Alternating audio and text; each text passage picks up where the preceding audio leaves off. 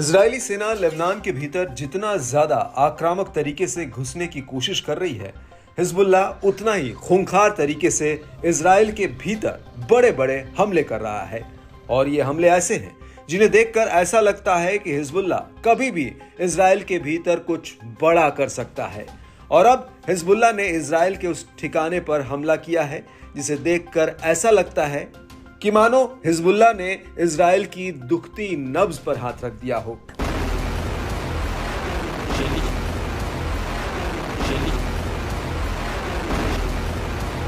दरअसल हिजबुल्लाह ने तेल अवीव के भीतर हरकिया बेस पर लंबी दूरी वाली बैलिस्टिक मिसाइल कादेर-2 दागी है।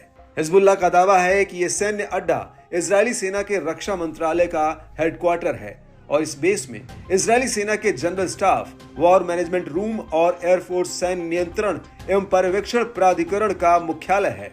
हिजबुल्लाह का दावा है कि इस सैन्य अड्डे की दूरी लेबनान बॉर्डर से करीब 120 किलोमीटर है।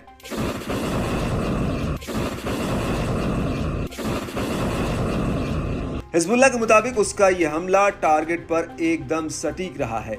आपको बता दें कि इससे पहले हिजबुल्लाह के लड़ाकों ने इस सैन्य अड्डे पर ड्रोन्स का एक जत्था भी फायर किया था और इसके बाद हिजबुल्लाह ने इसी बेस पर कादर-2 मिसाइल फायर की है। हिजबुल्लाह का यह भी दावा है कि उसने इसी दौरान आईडीएफ के एमोस बेस पर हमला किया, जो उत्तरी इजराइल में सैन्य सामान की सप्लाई का गढ़ माना जाता है। हालांकि इजरायली सेना ने रक्षा मंत्रालय पर हिजबुल्लाह के हमले को लेकर कोई प्रतिक्रिया नहीं दी, लेकिन उसने ये जरूर कहा कि लेबनान की तरफ से दागे गए करीब 40 रॉकेटों को इंटरसेप्ट किया गया है।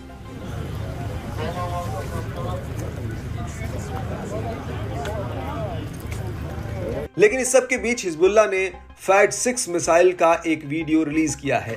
हिजबुल्लाह के मुताबिक उसने ये मिसाइल तेल अवीव के तेल नौफ बेस पर दागी थी, जहां पर इजराइल के कई F-15 लड़ाकू जेट्स के साथ कई ड्रोन तैनात हैं।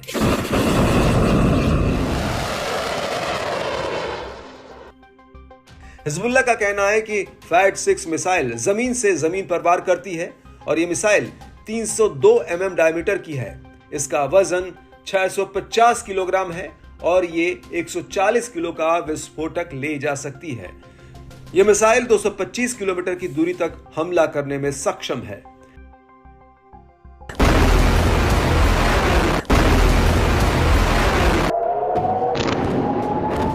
इस सब के बीच आपको यह भी बता दें कि हिजबुल्लाह का दावा है कि उसने इस हमले के अलावा तेल अवीव के बाहरी हिस्से के रमत हैशरू शहर पर भी हमला किया है। हिजबुल्लाह का कहना है कि उसने यहां पर IWI military weapons industries company को निशाना बनाया।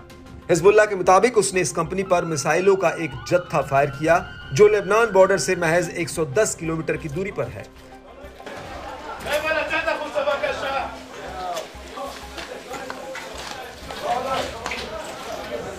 और इस हमले के अलावा हिजबुल्लाह ने गिलोट बेस पर भी एक बड़ा अटैक किया।